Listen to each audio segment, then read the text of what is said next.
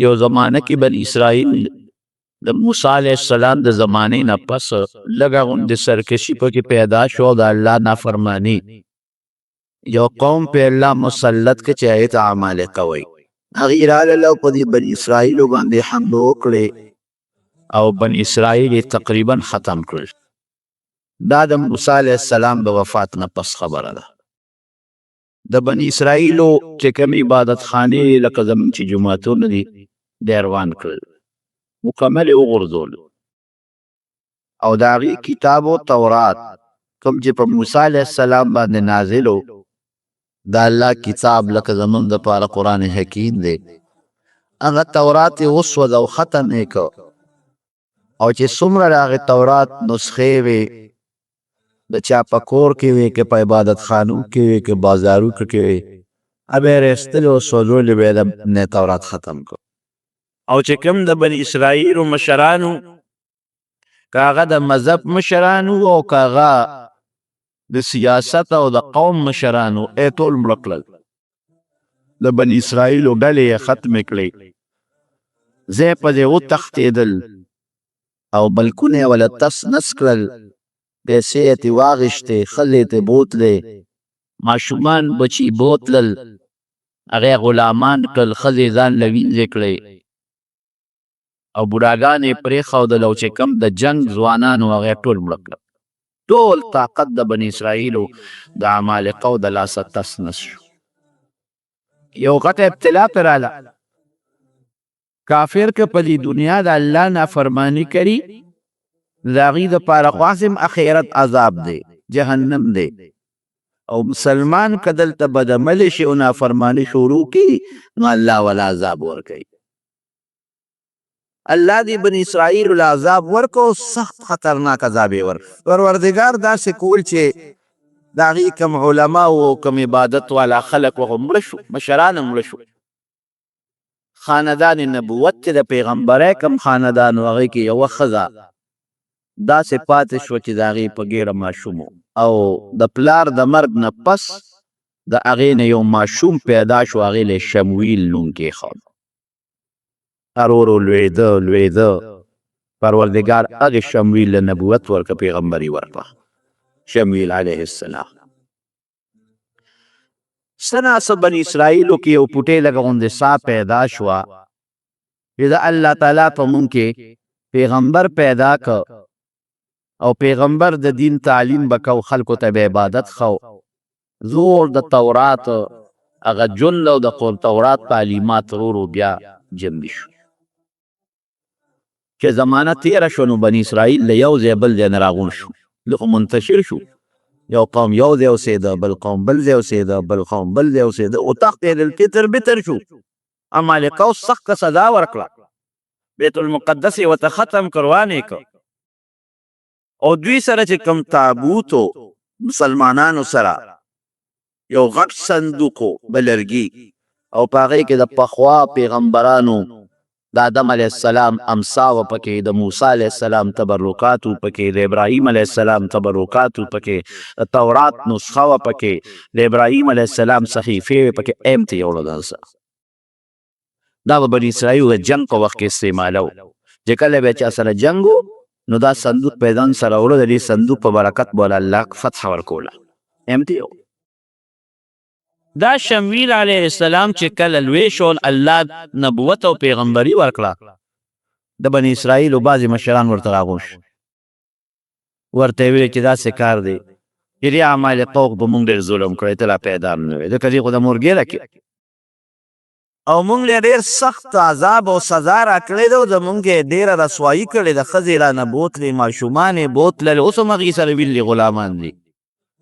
ځوانان یې راله مړه کړل مشران د قوم او د مذهب هر شی ختم کړل نو ته مهرباني وکړه موږ له یو مشر جوړ کا یو بادشاه راله مقرر که یو مشر جوړ کا چې موږ ټول په هغه متفق شو راجمع شو د عمالقو سره جهاد وکړو د دوی نه خپل بدل وکړو حضرت شمویل علیه السلام ته خو پته ورته وی ګوره داسې به ونه کړی شي لا اول خو که ما دله بادشاه جوړ کو او به نه منئ او که ویم منئ نو ما ته تاسو معلوم یې جهاد نشئ کول وی نه کنه وی ګوره ما ته پته ده حضرت موسی علیه السلام د مشرو پیغمبرو هغه چې کله تاو جهاد یې کو قوم ورسره دی او چې قوم یې کله هغه کافر دشمن ولیده وی اذهب انت وربک فقاتلا انها هنا قاعدون ای موسی زه ته خدای د جنګونه کوي او مونږ به دلته ناست یو مونږ په دې کې نه یو زمونږ مشرانو ستاسو مشرانو موسی علیه السلام د داسې نه دی او بیا بل پیغمبر حضرت خزقیل علیه السلام هغه الله راولېږه د موسی علیه السلام نه ډېر وروستو نو هغه تاسو ته وایي زموږ مشرانو ته وایي چې راځئ چې جنګ کوو نو تاسو ورسره پاڅېدی او چې دشمن ته ودرېدی نو ټول ته وتښتېدی نو څه یو غر ته وتښتېدی او څه بل غر ته څه بل غر ته نو الله در باندې هلته داسې عذاب راوسته چې ټول یې مړه کړی نو سم شی پام کوئ زمونږ مشرانو د موسی علیه السلام سره هم دا چل کړی دی په ځای پرېښی دی او حضرت خزقیل علیه السلام هم په ځای پرېښی دی نو که ما هم دله اوس یو بهادر انسان او یو بادشاه مقرر کړي یقین مې در باندې نه راځي چې جنګ به وکړې د تیارې خواره یې من او سلوا به یې خوړل که نه تیار ترنجبین او تیار سیسې او ملګان به ورته راتلل او په هغې کې به هم لا پیاز او مسور غوښته د هغې خلکو اولاد نه یاست به هر کیف دی وي چې نه مونږ به ولې جنګ نه کوو مونږ خو دومره رسوا شوي یو ذلیله یو چې د حد نه او چې د سترګو د لګولو ځای نشته مونږ خو دغه ظالم قوم کافرو برباد کړي و زمونږ جوماتونه زمونږ د الله کتاب او زمونږ د دین او د قوم مشران او ښځې زمونږ خو تبۍ کړې ده مونږ له شا به یو بادشاه مقرر کا او مونږ بالکل ورسره ځو او د دې کافرو نه خپل بدل اخلو او په دې بادشاه به دا ټول بني اسرائیل راغونډم شي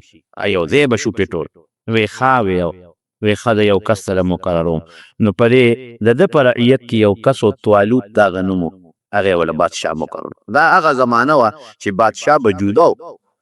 او پیغمبر به جدا پیغمبر به بادشاه نو بادشاه به پیغمبر هغه زمانه وه بادشاه وله مقرر که طالوت دی دا ستاسو بادشاه ده ده سره غوم شي دی به درته طریقې برابر کړي او ورځئ په دې کافرو باندې جهاد ورسره وکړئ وی خد دا طالوت تی مونږ له بادشاه مقرر کړ دا غریب دی ولم یؤت سعة من المال دا خو فقیر غریب سړی دی مسکین چې ته مالدار به دې کتلی دولتمند سړی به دې مونږ له بادشاه کړو دا غریب سړی دی مونږ بېرته راځو وی ګورې ما درته نه وی چې لاول خو د لکه ما بادشاه مقرر کړ نو تاسو هغه باندې متفق کېږئ نه او که متفق هم کړئ نو د جنګ ځوانان نه یې خو تاسو غوبل کو نو وی نه داس دا مونږ نه منو وی اوس خو ما د الله سره مشوره کړې ده ما خو د ځانه نه دی مقرر کړی دغه پیغمبر یم الله په مشوره مې دا سړی بادشاه مقرر کړی بدبختو که دا مو ونه منه غر کېږې نو بعضې کسان خو د خپلې خبرې نه واپس شوي ټیک ته وبه منو بعض وویل چې یاره دا خو زموږ لکې شک دی او دا خو غریب دی او مالدار نه دی او د قوم مشر خو مالدار پکار دی وی مونږ له څه نښه راکړه هغه وی ښه یو نښه به د الله نه وغواړم وی پروردګاره د طالوت خو ما ستا په مشوره د قوم مشر جوړ کړو بادشاه مې جوړ کړو خو دا بعضې خلک اخوا دې خوا کوي یو نښه ولې راولېږه الله وی زه نښه هم درلېږم ټینګ یې کا د ټینګېدو قوم نه دی بني اسرائیل ټینګ یې کا یو نښه درلېږم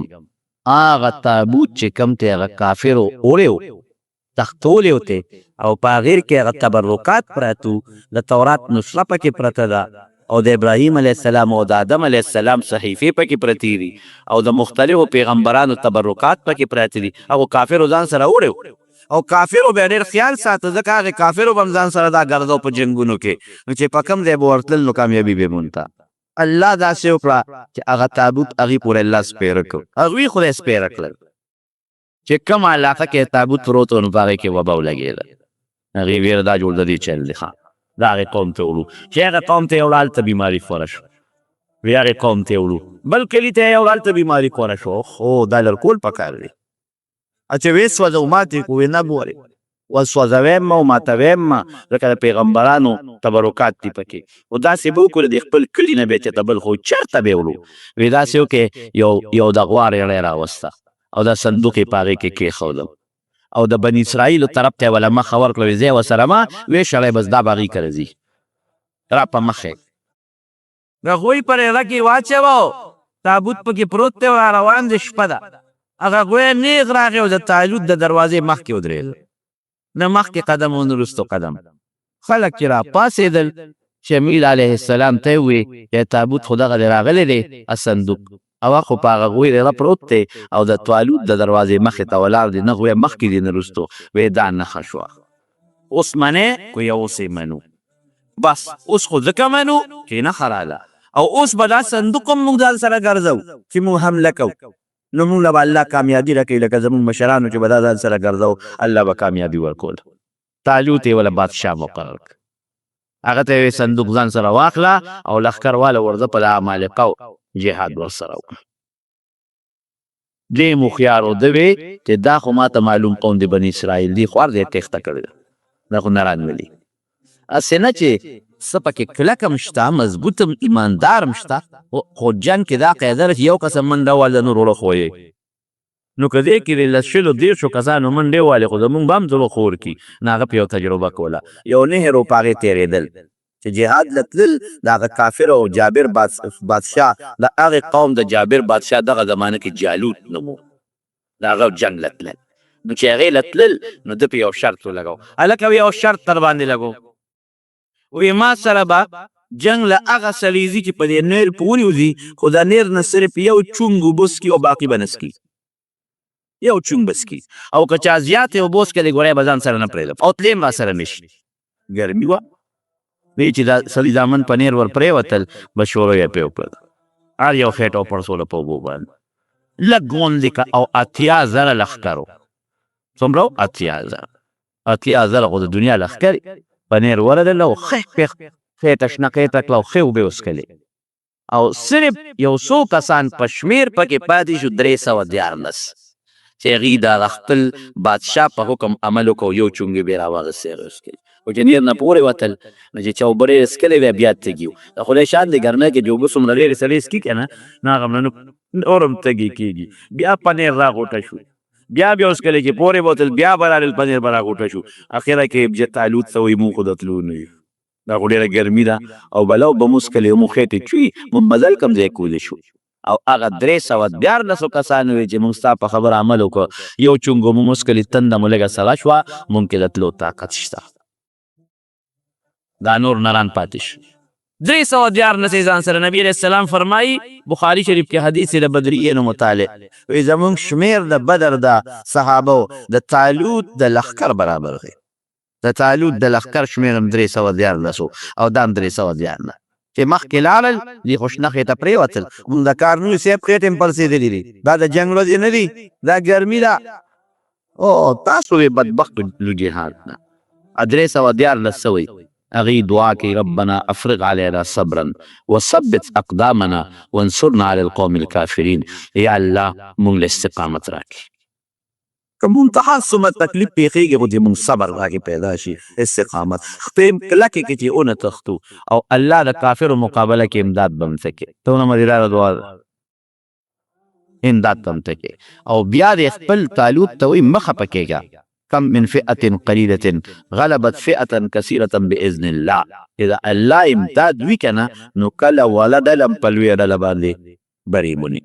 مونږ له به الله امداد راکوي. طالوت لغټ شو چې ځکه دغه د زرګاو لښکر رانه پاتې شو، خو پاتې ښه دی، داسې هم د جنګ نو، دا به تښتېدل، دا 314 به هم فویول، دا اوس مضبوط کسان پاتې شو. جالوت چې راغی میدان ته 100,000 فوج و ورسره، 100,000 او خو مضبوط جوش کې رالل چې ښه بني اسرائیل خو ما تتر بتر کړي زمان مشرانو، د دې خو مونږ کتابونه او جوماتونه او مدرسې هر څه روان کړي دي، دا خو مونږ ختم کړي دي، دا بیا راشته شو راته. او دې ته خو مې اطلاع وه چې اتیا زره خو چې ویې کتل نو قوم ته یې اونګلې د زما روبه، نو ټولو تښتېدل او دغه 200 پاتې دي. او دا به همداسې نه وجنی، دا به جمدي نیسو او دې ته به مونږ چل ښو، دا به مونږ د دې ټولو دپاره د عبرت نمونې ګرځو. الله لو به جمدي به نیسو او دا ټول به پرې یرو. خو جالي ډېر پهلوانه مورونه، ډېر پهلوان او ډېر بهادر و. هغه زمانه کې خو داس به د پهلوانۍ جنګ به د پهلوانۍ به توره به ورسره و، مخ به مخ به یو بل سره جنګېدل، پهلواني به یې کوله. داسې خو نه چې د لرې ځای نه یې ټوپک په تخت کې نیولی دی او پټ ډزو کې وتښتې، دا جنګ نو، توره به ورسره و هغه به میدان اوړه چې کم بخه مضبوط پهلوان به بادر به جالوت میدان کې راووتو او دې بني اسرائیل ته وایي تاسو نیکونو ته زموږ نیکونو سبق نه دی ښوولی تاسو بیا راووتی میدان ته بیا در کې ساو شوه جنګ سره نه کوو نیسو به او داسې به م نیسو چې تاسو نه به موږ د عبرت نمونه به ګورو او جالوت چې کوم بادشاه دی زورور هم دی په دې باندې دا خبره سره مو شو دلته طالوت الله ته سوال وکړي یا الله هغه یو لک دی او زما لا خو 314 دی الله مونږ ستا په لار کې جنګېږو که مړه شو نو شهیدان به شو او که جمدي پاتې شو غازیان به شو د مجاهد سری خو الله ته به راسره امداد کې او یو اعلان یې وکړ وی زما په لښکر کې چې چا هم جالوت مړ که فتح به الله مونږ له راکوي نیمه بادشاهي به م ورکوم او خپله لور به م له ورکوم نیمه بادشاهي به م ورکوم او زما لور شهزادګۍ هم ورته پنې کوي دا اعلان دی حضرت داود علیه السلام دغه وخت کې په دې لښکر کې دی او چې په لاره ته د مفسرین لیکي ځان سره کاڼي واغېښتلې یو څو کاڼي را واغېښتل او الک دی د شپږو سره ملګری دی شپږ وروڼه یې په دا جنګ کې وي پلار یې په دا جنګ کې وي او ده ته پلار وایي چې بچې ته خو کشر یې ته شاته ودرېږه وایي نه بابا زه هم دې جنګ کې شرکت کوم وایي ګوره شپږ وروڼه دې پکې دي وایي نه خو چې جالوت راووته او دا خپل زور وباسي او دا چغې وباسي او په مسلمان دبه وکړي ده پرې ورغړ وایي او چې غدار یې پرې وکړ او هغه داسې و چې د سر نه خپو پورې په وسله کې پټ و او چې غدار یې پرې وکړ دا سر پرې ولګېد مردار کړی داود علیه السلام مسلمانانو وی الله اکبر او چې هغې قوم یې وکتل چې جالوت خو د مرو پردېد او په یو غزار باندې مړ شو نو دا قاعده ده چې مشر مړ شي د کشرانو خپې لږې غوندې وفرېږي دې خوا پې دې نورو حمله وکړه الله داسې وکړه چې جالوت لښکر له مضبوط شکست میلاو شو څوک مړه شو څوک خو تښتېدل وقتل داود جالوت واتاه الله الملک الله ولا بادشاهي ورکړه طالوت ورته وایي بس ستا سره زما فیصله شوې ده زما لور به هم تاله درکوم بادشاهي مې ستا شوه هلته وله بادشاهي میلاو شوه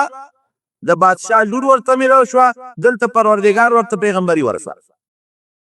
لومبې په مخ د ځمکه چې بادشاه هم وي پیغمبر هم وي هغه حضرت داود علیه السلام دی بادشاه هم شو پیغمبر هم شو دې نه مخکې چې بادشاه به پیغمبر بنو او چې پیغمبر به بادشاه بنو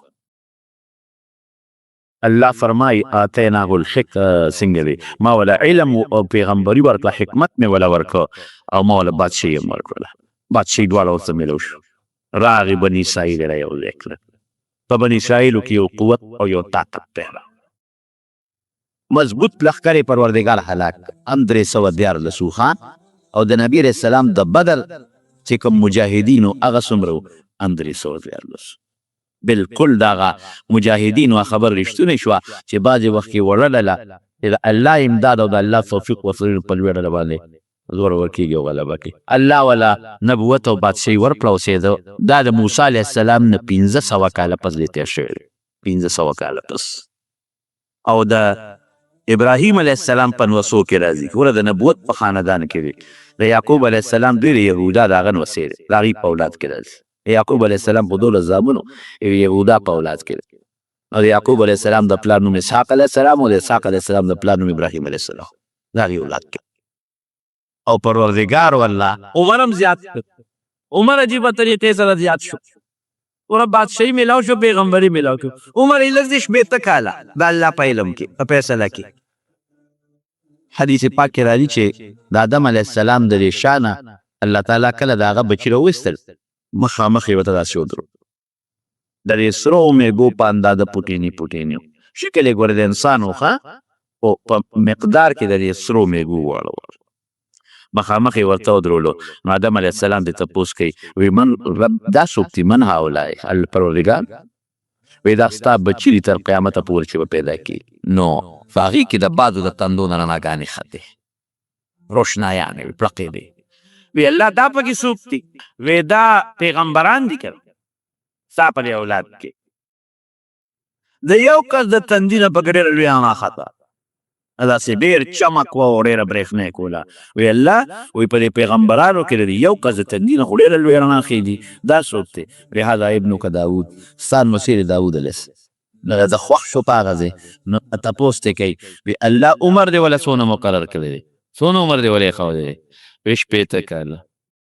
نو چې آدم علیه السلام خپل عمر ته وکتل چې زما خو سل کاله زر کاله دی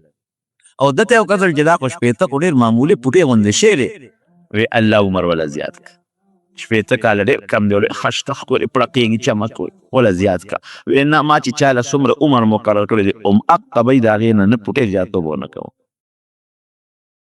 دا د الله فیصله ده چې څه مې مقرر کړي وي هغه عمر به نه پوټې زیاتوب ونه کوم نو حضرت اعظم علیه السلام وکول عمر ډېر وی الله که زه وله د خپل عمر نه غوندې ورکړم وی انت وذاک دا څومره د خبره نه که ورکې ورکول وګوره یاد وساته که د خپل عمر نه دې وله عمر ورکړه نو ستا به کمیږي ما چې کومه فیصله کړې ده همغه به لکه یو سړی جومات ته 1000 روپۍ راوړي او دا په دې 300 کسانو تقسیم کا او یو کس وکړي د یو نه پکې زیاتې ورکړه ابو وروره ما هم دقه زر دي اوس که ته زیاتې ورکړې خپلې صبر ورکړه الله وی زما د عمر فیصله هم حقه ده که ته له زیاته ورکړې نو آدم علیه السلام ګورې ستا د عمر نه به کمیږي خوښه دې خپله ده وی رب زده من عمري 40 سنه هغه خو د عمر شروع هم نه دی که نه کله خو په جنت کې دنیا ته خو راغلی هم نه دی او زر کله خو هغه ته ډېر لوی شیخ ښکاري نو بس هغه وی زما د عمر نه 40 وله ورکړه پروردګار 40 کاله عمر حدیث پاک کې راځي نبی کریم صلی الله علیه وسلم فرمایي چې آدم علیه السلام کله دنیا ته راغی او الله خو ورته ویلي چې عمر به زر کاله 40 کاله پاتې شو ملک الموت وله راغی وی ستا ټیم پوره دی و ټیم کوم ځای پوره دی شمېر لیکلی دی یو که نه الله را لېږلی منو الله به شمېر کړي وی داسې کار ده چې زما عمر کې اوس هم 40 کاله پاتې ما ته الله زر ویلي 40 کاله مې عمر پاتې دی ما یو ورځ شمېرلې ده ملک الموت الله ته رجوع کړه چې الله خو داسې وایي ورته یاد کا چې ستا زر و خو 40 داود علیه السلام له ورکړی راغی وی ولې تا خپل نوسي ده داود علیه السلام له 40 کاله نه دي ورکړی وی نه ما نه دي ورکړي نسیه وجهه ده ایری ویر د هغې زمانې د هغې دغه دار داسې مثال دی د هغې علاقې لکه سړی چې خوب ویني بعض انسان ته خپل خوب یادي او بعض انسان ته خوب یاد نه یېري نو اخو د بلې دنیا معاملې وي نو آدم علیه السلام ته یاده نه وه دا خبره قرآن کې الله په خپله وایي ویرې مو او انکار یې وکړو وي د اولاد نه یم وي ځکه خبره یېرېږي او انکار هم کوي یره په انسان غالبه ده که او زر انکار وکړي وی ما خو نه دي ورکړی وی تا ورکړي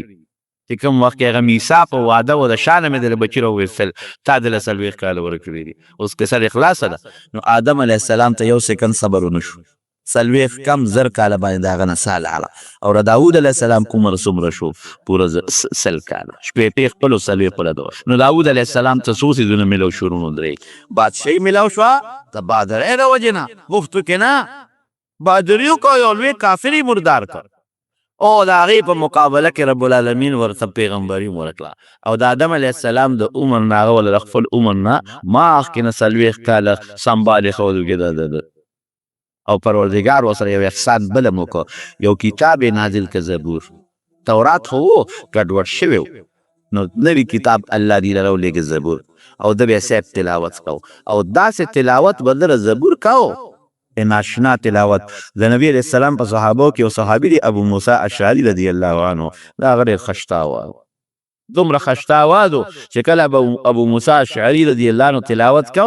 رسول الله مبارک به ورسره سر لکو ای ابو موسی وی داسې خشته مزیدار اواز الله درکړی دی لکه د داود علیه السلام اواز چې څنګه یو ګوره پیغمبر علیه السلام د داود علیه السلام د اواز صفت کوي لحن داودی هغه په شان خشته اواز الله درکړی نو د داود علیه السلام اواز څنګه مزیدار او خشته و چې کم ځای به تلاوت د قرآن شریف کو نو غرونو به هم ورسره زبور وي کانو به هم ورسره زبور وي او مرغۍ به رالي په دې هوا کې به یې وزرې والي او ولاړې به وي او څاروي به ورته راجمع شي هغوی به هم ورسره په هغه تلاوت کې مصروف او چې ځنګل ته به لاړ په ځنګل کې به د زبور تلاوت کو د ځنګل د اونو نه به هم د زبور اواز وڅه دې ته تلاوت وي منس آواز دی خو لاول اوازونه خراب دي خشته نه دي او که خشته اواز هم د کوي نو په مانځه کې یو ورځو باندې زرې ووایي ښکلی اواز سره مزېدار اواز سره تلاوت د قرآن شریف کوئ لږ کوئ خو ښکلی کوئ یو پو تلاوت وکړه یو رکو تلاوت وکړه خشته اواز سره وکړه مزېدار اواز سره نبی کریم صلی الله علیه وسلم فرمایي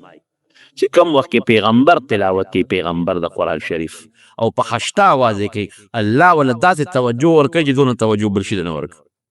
ټول اواز د الله لوی نعمت دی الله دې زموږ نصیب نو لږ تلاوت خو په ښکلې او خشته आवाज سره نو داود علیه السلام چې به کوم وخت کې تلاوت د زبور کو او زبور بیا کتاب عجیبه دی زبور ټول د الله ثنا او صفت دی هغه کې احکام نشته احکامات ټول تورات کې تورات په احکامو به عمل کوو زبور کې ټول د الله ثنا او صفت نو کې دبر زبور تلاوت شروع کړو مارغانو حیواناتو او سیب دي کانو دي بوټو دی بو سره بنگار کو لکه یو سره تلاوت کوي کنه او هغه تلاوت چې لخوان ورکی ناغم پړه کې رو کوټ پټور سره لګي یا بشیر جان کله نه توي کنه او چې لخوان ورکی ناغي مور سره کله رو په قلار قدیم کله وی ربي وای را سره سن ناغه لاخه خوان شروع دا په والی شوم دی مونږ نه وای نه تون بهر کې هغه د داسې خشته आवाज الله ورکړو او الله ولا طاقت څنګه ورکړو نبی رسول الله په کله فرمای حدیث کې راځي چې منګلت قصه نه ده وی نوکرانو ته به حکم وکړي چې د زم داتا اسرا تبار کې نو چې غي باغه اس باندې کتا چولا او زین به په برابرو نو د تورات د زبور ختم کړو بیا دومره سات کې شاه اسماعیل شهید رحمت الله علیه چې هغه په شپږ غنټه کې قرآن شریف ختمو شپږ غنټه نو شهبر هندستان او د علاقې علماء او قاریانو دا کې تکیدي شي شپږ غنټه کې نبی رسول الله په فرمایي د ورځې مخکې به ختم نه کې شپږ غنټه کې سین ختمه هغه د هغه قرآن شریف بلان سره لاس کې ونیو او د مازیګر موږ شنو د شروع وکړه الحمدلله شروع کا الحمدلله رب العالمین د ماخام باندې نو بل کې ورناس ته قرآن شریف پورو اغي وته او د قرات د اصول مطابق قاریان او علما ورته ناسي اغي ورته ته ویل شي داستا کرامت سي نور چا د عادت نشته نو د داوود علیه السلام په پیغمبرو دا کو دا معجزه وا معجزه ویل د کې د عقل نه بار کار به د پیغمبر نه صادریږي نو چې هغه به ته په اس باندې کته او دین برابر او دی به ته ختم تورات زبور به ختم کړي د اواز خشتواله عبادت به څنګه کو نو چې نبی علیہ السلام د کوم عبادت صفاتو بناغه د صفت قابل کړي نبی علیہ السلام فرمای ویرا داوود علیہ السلام بوز بیر مدیدا ډیر اعلی صحابه د الله رسول څنګه مونږ یو وی د شپې نیمه به خوب کو روبه نیمه ایسا لکه شپږ غنټه شپه شو مثلا شپږ غنټه نو درې غنټه خو دوه غنټه به پاسه د عبادت په نو بیا اخیری غنټه به بیا خوب خو چې سال لپاره دمش درې مې صبر شپې عبادت او د کور خاوندانو باندې به څنګه عبادت کو د بوي زما دا عادت ته دا مې طریقه ده چې زما په کور کې داسې او ټیم نه کې د عبادت پکې نه کی نو خلکو باندې نمبر خو دې بچي تبه د سار نه د لسو بجو پورې د سبا نه عبادت کې بیا بتنه کې لا بل بکې بیا بتنه کې بیبي بکې بیا باغ نه کې لور بکې یعنی 24 غنټه 40 غنټه عبادت په کور کې د عبادت کې دې ما په کور کې داسې وخت تیر نشي چې د عبادت پکې نه کی او روجه به څنګه روجه نیولا نو ګور رسول الله مبارک صفت کوي نبی علیہ السلام فرمای بهتر روجه د داوود علیہ السلام روجه یو ورځ به روجه او بل ورځ به کوجه بیا یو ورځ روجه او بل ورځ کوجه دا غوړه دي سړی په تنګي کې نو ډېر روجه نو چې رسول الله صلی الله علیه وسلم د کوم روجه د کوم من صفت کې په قابل چې صحابه او نبی علیہ السلام نه تاسو کړه الله رسول موږ څنګه تهجد وکړو داوود علیہ السلام طریقه درس کړ او سید روجه څنګه ونی صحابي وایي خو ډېر نیوشم ویل داوود علیہ السلام د روجو نه بهتر روجه نور نشته یو ورځ روجه یو ورځ کو نو پیغمبري ملاو شو بادشاہي ملاو شو زبور ملاو شو خپل आवाज ورته ملاو شو عبادت مې کو او ورځې به تقسیم کړو یو ورځ به د الله عبادت وې دا مې خدای دا لیکي بل چا کار نشته بادشاہ خدا مې د الله دا یو ورځ به د خپل بچو سره وخت یې راو دا مې زما د بچو تربیت وکم بچی برابر کم د بچو اخلاق ټیک شي او د بچو سره چې سړی ناسي نو قنم کوي او یو ورځ به جناب د رعیت لپاره ورکول چې تاسو راځي چې د چا څه قسمه کاری راځي په دغه ورځ به دا کار کوم سبه تقسیم دو الله وسره یو احسان بل وکړو د زغرو د جوړولو چلی وته قرآن کې الله فرمایي وَأَلَنَّا لَهُ الْحَدِيدَ اوسپنه د اوسپنه کې سړی لوړ لواري کوي خو په اور کېږدي او څټک ولا رابري او پلکونه ولا رابري نه لوړ نو چې داس پلکونه دی وای الله ورته اوسپنه داسې نرمه کړې وه چې په لاس به یې تاوله راتاوه کلکه اوسپنه ګوتو کې به یې نیوله او تاوله به او چې څومره به یې نری کوله نری کېده به نو زغرې به یې جوړول زغره په تاسو په دې جیبګرو کې به کتلې وي د اوسپنې کالۍ جوړې کړې وي هغه په جنګ کې استعمالي ځان ته یې واچي چې توره په سر نه کوي نو هغه زمانه کې لواري زغرې دغې هغه به درنې به خلک به ورسره ګرځېدي نه شو ده به ښه مزېداره اعلی زغرې جوړولې او مزېدارې طریقې سره نرې اوسپنه او نرمولې به به خرڅولې دې دپاره به یې دا کار کو چې زه د بیت المال باندې بوج نه شم او د خپل لاس ګټه وخورم بیت المال مال به نه خور د خپل لاس په ګټه به خپله ګزاره شوله لکه حضرت ابوبکر صدیق رضی الله عنه چې کله خلیفه شو د به کپړه خرڅوله نو تارونه یې په اوږو بازار کې روان و خو یا هم به ښه کپړه خرڅوم تجارت یې کو حضرت عمر فاروق رضی الله عنه ورغې مټې ونیو بوکه څه کې وی دا کپړه بازار کې خرڅوم وی د مسلمانانو کار به سود کوي چې ته دا کپړې خرڅې نو وی زما بچي به څه خوري چې دا نه خرڅوم وی راځه مونږ د بیت المال نه تنخواه مقررو نو بیا کېنه د بیت المال نه یې وله تنخواه مقرر شوه او څومره تنخواه یې وله مقرر شوه دغونه یې مقرر کړه چې د ابوبکر او د هغې د بچو پې ادنه ګزاره کېده پوټې غوندې نو حضرت داود علیه السلام ته الله د زغرو د جوړولو چل وښو قرآن کې الله وایي اوسپنه مې ورته نرمه کړه بغیر پلک او سپک او د اور نه به ورته اوسپنه نرمېدله او د هغې نه به یې زغرې جوړولو خرڅولې به او د خپل ځان او د بچو ګزاره به یې په هغې باندې کوله د الله احسان ول الله احسان کوي بیا که نه چې ته الله ته ځان نږدې کړې الله به در سره احسان کوي الله به درته هر څه آسان کړي یو ځل په کور کې ناست دی زړه کې دا راله یاره وایي ما غوندې عبادت دا به په مخ د ځمکه بل څوک ونه کړي خبره یې ټیک وه غلطه نه وه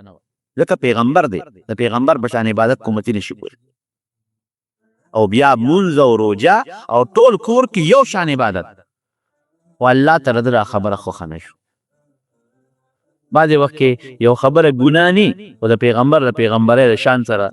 مناسب نی الله وی ښه دا دې څه ووې حدیث پاک کې راځي که عبادت کې نو ځان ته به نسبت نه کوې چې دا زما کمال دی چا ته به نسبت کې الله ته هغه انسان چې هغه وی الله ما د لمونځ وکړو ما د روژه ونیوله ما خو صدقه ورکړه ما زکات ورکړه ما حج وکړو الله ورته څه وایي ماله تاسې کړی دي دا خو مال ما درکړه نو ځکه تا صدقه ورکړه که ما مال درکړه ځکه دې حج وکړه تا پکې څه دي او که ته مونځ کې او روژې نیسې نو ما دله ښکلی اقدامونه درکړل سترګې مې درکړل پوزه مې درکړه غوږونه مې درکړل لاس پې مې درکړل او عقل او دماغ مې درکړل که ته ما لیونۍ پیدا کړی وي او په لاس او پو مې بوټ شل پیدا کړی وي ستا پلار به مونځ کړی په مونځ کولی شو تا روژه دې ولې شوه خو زما امداد او دا حقیقت زیرونه خو دا خو د الله امداد دی چې په اندامونو روغ پاک او روغ نو زما عبادت کوې نو ساوی چې ما عبادت وکړو الله په دې خفه کېږي او چې کوم انسان داسې ووایي یا الله ما خو صدقه نه راکړې دا مال خو تا راکړی زما څه مونځ دی زر زر مې وکړو زما څه روژه ده ما که حج وکړو خو تا مال راکړی دی دا خو زما کمال نه دی الله ورته څه وایي بنده وایي دا څه تا کړي دا خو تا کړي لاس پې تا ولګول پیسې تا راواغېستې د حج نیت خو تا وکړو ای بنده را تا کړي دي ګوره زه په عاجزۍ الله خوشحاله شو د هغه بل په معمولي رویه باندې الله خفه کړي الله چې خوشحاله څه به خوشحاله پاجه دی او چې خفه کې نو کبر کوه په دې به خفتې نو داود علیه السلام کبر نه دی کړی حقیقت خبره وکړه پیغمبر دی پیغمبر په شان عبادت بل څوک نشي کولی الله ته خوښه نه شو کوم هر وس چې د د عبادت و کور کې ولاړ دی په عبادت په دغه ورځ به ده فیصله کړې وه دروازه به یې بنده کړې وه جرنده به وه د قلا دروازه او په هغې به پولیس ولاړ و د هغه زمانې چې کوم پولیس یا فوج و چې څوک به ماته نه پرېږدي هېڅ څوک به نه راځي ولې ما د خلکو دپاره جدا ورځ مقرر کړې ده او کومو بیبیانو ته به تاسو هلته عبادت کوئ چې زما عبادت کې هېڅ قسمه خلل لا نه شي اوس دی لګیا دی خپل عبادت کې 2 کسه ورته ورولېدل 2 کسه ورغلل خصمان قرآن کې الله وایي څنګه یو پسې تصورا په المحراب کې څنګه ریل مشو ورولېدل چې ورولېدل داود علیه السلام اوس او جګړه چې چا په میان کې جګړې نو شور هم کوي ایو بل ته وایي په ما ظلم کوي ابلونه ظلم نه کوم شور جوړ شو داود علیه السلام په منځ کې وایي چې دا څوک راغلل دا اکوان دي مکه مرالل دروازه خو بنده ده دا په کومه راځي او دا شور د سره بس هغه مونږ د ارسې مختصر کل په دې باندې پرېښودي ته ویې وروړه څوک او پریشان هم شو چې ګیر چاپېره د قلا نه خو زما پوځ پولیس ولاړ دروازې بندې دا په کومه راغلو او تاسو شورې جوړ کړ هغې ورته وې مه یېرېږه ما داود علیه السلام یېرېږه ما مونږ دوه کسان یو بل سره جګړه ده تا له هم فیصله راوړه چې مونږ له فیصله راوړو په کومه راغلی یاره ستا هغه پوځ پولیس څه به په دیوال راوړو سیګفله په دیوال راوړېدل وې څه فیصله م راوړې ده یو ورته وایي د ده یو کم سل ګړې چیلې دي زما یوه ده دې ما ته وایي چې دا یو مال راکړه چې دا ما سل شي دا ظلم کوي که نه کوي ما دا ظلم کوي او یې سروره په خبره کې م زورور دی ما ته چې ته یو به ته څه کې او زما خو یو کم سل دي زما شمېر به پې پوره شي او چې بار خلکو له ځینو خلک هم دغه مرسته کوي او دا قاعده نه زورور ده د دې خلکو خلک ملګري وي د غریب خبره زوم چاته زورور دی خبره زه خلک چې چاته ور مخامخ کېږي وي ورکوله که نه خو یو چې دی څه پې څه کې او چې بل چاله ورځو راځه په فلانکي پیسه ده خو هغه مو یو بند دا خو رښتیا وایي یو چې دی د څه پکې ورې کتل تعالی راځي د خدای پیغمبر یې که مونږ السلام داود علیه السلام پوه شو یو دا خو انسانان نه دي دا خو پرشتې دي په دیوال د پاسه انسان کوم ځای راوړېدی شي ما نه غلطي شوې ده ما وی چې د ما په شان عبادت څوک نه شي کولی الله دا دې پوه کړم چې دا څومره ټایم دې ضایع شو بېکار بې ځایه غوندې مسله درته راغله بعضې مفسرین یو بله خبره لیکلې هغه ټیک نه ده ټیک نه ده ویله ده یو کم سل بیبیانې وي وینځې وي او یو بل یو کس و هغه سره یو وینځه وه نو داود علیه السلام هغه ته وایي چې دا یو ماله راکړه نو الله ورله دا فیصله راولېږله نو هغې وی چې دا یوه چیلی چې ده دا دله ورکړه دا ظلم او دا خو زیاتې دی دا خو هغه هم زیاتې دی چې هغه نه هغه یوه وینځه غواړه خو دا خبره خطا ده ښه دا ټیک نه ده د پیغمبر په شان کې دا خبره ګستاخي او نه پیغمبر داسې کولی شي وخر راکعا وانا بس پوه شو چې دا خو الله په ما ازمایش وکړو په مې امتحان وکړو بلا وخت مې دا د عبادت نه ضایع شو دا خو که زه ځان له عبادت کوم خو د الله توفیق دی که الله بادشاهي نه وراکړې نو ما ځان له عبادت پولې چې پولیس به له ما څوکۍ کوله فوج به له ما څوکۍ کوله ما په قلا کې عبادت کو پرېوت الله ته په سجده ویې ژړل دومره یې وژړل یا سواوي زمونږ یو کتاب د جلالین شرحه ده هغې لیکلي دي وایي که د ټولې دنیا اوښکې را یو ځای کې د داود علیه السلام اوښکو ته به ونه رسي او چې داود علیه السلام او د ټولو انسانانو اوښکې را یو ځای کې د آدم علیه السلام اوښکو ته نه رسي دا څونه پټې خبره ده لیکن فورا الله ته په سجده پرېوته او په ژړا او په ژړا ژړل به دومره یې وژړل چې د اوښکو سیلابونه به ترې کړل دې نه دا معلومېږي وروڼو چې په عبادت په خپل غرور او کبر نه دا به نه وایي چې دا زما کمال یو روپۍ دې چاله صدقه او خیرات ورکړه ویله د الله نبي کریم صلی الله علیه وسلم به څونه عبادت کوو دا خپې مبارکې به یې وپړسېدې حتی تورمت قدماه حدیث کې راځي خپې به یې وپړسېدلې نو حضرت عایشه صدیقه رضی الله عنها ورته عرض کوي چې د الله رسوله تو خو الله پاک پیدا کړې هر څه درته معاف دي د دومره عبادت بیا ولې کوې چې دا خپې دې وپړسېدلې او جړل به ولې جوفه عزیز کعزیز المرجل د سینې به یې داسې اوازونه کول لکه کټوی چې په اور پرتي او هغه جوشېږي او خودکار کوي داسې به یې سینې اوازونه کول ټوله به یې جړل رسول الله صلی الله علیه وسلم نو عایشه بیبي ورته عرض کوي چې دا ته ولې کړې تا په الله مکمل ماق پیدا کړې او ته څه وایي افلا اکون عبدا شکورا نو چې الله دونه احسان په ما وکړو چې دی پاک پیدا کړم نو زه به د هغه شکریه نه ادا کوم پکې شکر خو ادا کوم دی دې نه زیات ولا کوم چې شکریه ادا شي په موږ الله څونه احسان کړی ټول موږ الله مسلمانان پیدا کړي ټول وایي الحمدلله د مسلمان وطن کې د مسلمان مور او پلار نه او د یو عظیم پیغمبر محمد رسول الله صلی الله علیه وسلم په متیا دینه قطع احسان د الله بل شته هغه روغ صحت به هم پرېږدي ور څه به پرېږدي دا روحاني او دا دیني د الله احسان نو مونږ چې څه کوو د الله یقین وکړه که پوره شکریه مونږ ادا کولی شو